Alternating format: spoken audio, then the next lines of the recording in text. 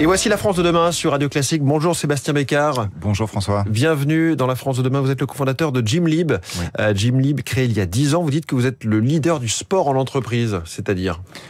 Eh bien, c'est ça, c'est que notre activité, c'est d'encourager la pratique sportive en entreprise. Et avec nos plus de 1200 entreprises clients, on est effectivement le leader aujourd'hui. Quel est le principe ? C'est les salariés qui sont abonnés à une salle de sport par leur employeur ? Exactement, on a créé un abonnement unique et sans engagement qui permet d'accéder à plus de 4500 infrastructures sportives partout en France. Des infrastructures sportives telles que les salles de sport, mais également les salles d'escalade, les centres de foot à 5, les tennis, les piscines, etc. Et le principe de base étant que l'entreprise vient cofinancer le service pour que les salariés puissent accéder à ce service le moins cher possible. Donc ça ressemble un peu au principe des titres restaurants en fait. C'est effectivement, on peut le comparer au titre restaurant du fait qu'il y ait un cofinancement de l'entreprise. Après, notre métier à nous, c'est de faire en sorte que dans l'entreprise, un maximum de salariés trouvent son bonheur et qu'il y ait une activité qui réponde à ses envies. Ça revient à combien du coup, généralement par mois ou par an pour un salarié ? Il y a 5 formules différentes qui permettent de d'adresser l'ensemble des profils du moins sportif au plus sportif, mais en moyenne, ça représente à peu près 20 € par personne par mois.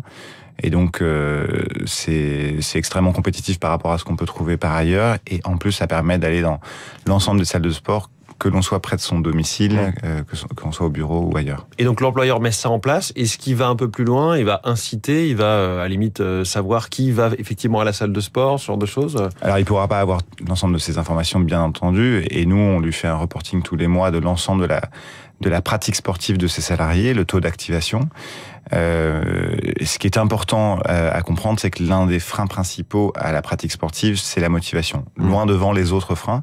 Et donc nous, notre enjeu, c'est de faire en sorte que l'entreprise, au-delà d'avoir mis en place Gymlib, communique en interne le plus possible pour sensibiliser à l'importance de faire du sport régulièrement et faire en sorte que le maximum de salariés fassent du sport. Et typiquement, dans les entreprises qui sont vos clientes, est-ce que vous savez quel est le taux de salariés qui sont inscrits ? Oui, en moyenne, on a 20% d'activation. Ça peut paraître faible parce que c'est le taux tous les mois, mais quand on regarde sur l'ensemble d'une année, on est plutôt aux alentours de 35% des gens qui ont à minima une fois fait du sport avec Gymlib, et c'est largement supérieur au taux habituel de fréquentation des salles de sport en France. Quels bénéfices en retirent les entreprises qui mettent ça en place pour leurs salariés ? Alors, il y a 3 principaux bénéfices. Le premier étant la marque employeur. Aujourd'hui, il y a une vraie guerre des talents. Tout le monde cherche à attirer les meilleurs talents, les retenir. Et donc... c'est un avantage salarié. C'est un avantage salarié. Aujourd'hui, il y a une vraie... ce que souhaitent les salariés, c'est de vivre une expérience dans l'entreprise. Et donc, le fait d'apporter Gymlib, ça fait partie de l'expérience qui est apportée par l'entreprise. Au-delà de la marque employeur, il y a aussi évidemment le fait que l'employeur a une obligation de veiller à la sécurité et à la santé de ses salariés. Donc et ça concerne surtout les grosses entreprises qui nous disent qu'elles souhaitent mettre en place des solutions pour la santé. Et puis le troisième avantage fort, c'est bien sûr qu'il n'y a pas beaucoup mieux que le sport pour créer du lien. Et donc dans des périodes où il y a du télétravail qui se généralise, eh bien créer de la cohésion entre les équipes, c'est fondamental pour les entreprises. Oui, encore faut-il que les salariés se regroupent, aillent ensemble et fassent du sport ensemble. Oui. C'est un très bon point, et c'est ce que les entreprises nous demandaient au départ en disant c'est super, Gymlib c'est un outil pour faire du sport, pour ouvrir la porte des salles de sport. Et donc on a développé un certain nombre de fonctionnalités qui permettent de faire du sport ensemble, et c'est ça l'une des clés principales. C'est quoi ces fonctionnalités ?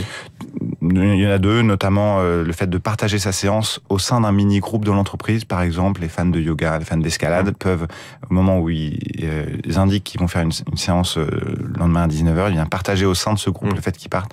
Et donc les gens peuvent se liker, ils peuvent rejoindre la séance. Et ça, c'est extrêmement fort. L'autre, notamment, c'est qu'on a créé des challenges de pas connectés. C'est-à-dire que tous ceux qui ont un téléphone peuvent... donc les pas remontent dans le téléphone et donc participer à un challenge. Donc aller au-delà des 10 000 pas par jour. Exactement, sur 3 semaines, 1 mois, et évidemment, ça se fait par équipe, et c'est extrêmement ludique, et les salariés adorent. Là, on est à quelques jours de Noël. Je me demandais si, d'une part, à la rentrée de septembre et d'autre part, à la rentrée de janvier, vous avez un effet bonne résolution. Parce qu'il y a beaucoup de gens qui s'inscrivent. Oui, naturellement, on est à la fois à quelques jours de Noël et surtout à quelques mois des JO, et donc je pense que ce sera encore décuplé cette année. Donc tout ça, ça vous porte ? Oui, tout ça, ça nous porte. C'est vrai, vous avez cité septembre et janvier qui sont 2 mois forts. Ce sont les mois des bonnes résolutions.